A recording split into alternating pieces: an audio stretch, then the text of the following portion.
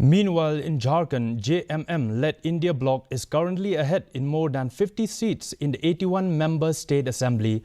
Ruling JMM has been victorious in 13 seats and is leading in 22 seats so far, while Congress won 4 seats and is leading in 12 constituencies. RJD won 1 seat and is leading in 3 seats. BJP got 4 seats and is leading in 16 seats. Others are ahead at 6 seats.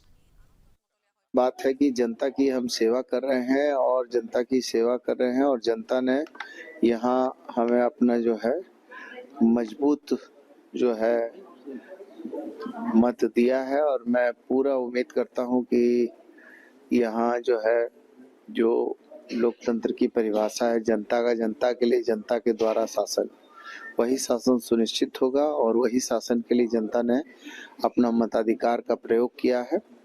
और निश्चित तौर पर हेमंत सोरेन जी के नेतृत्व में आदरणीय सोनिया गांधी, राहुल गांधी जी, मल्लिकार्जुन खड़गे साहब, मीर साहब के आशीर्वाद से यहाँ इंडिया गठबंधन की मजबूत सरकार बनेगी।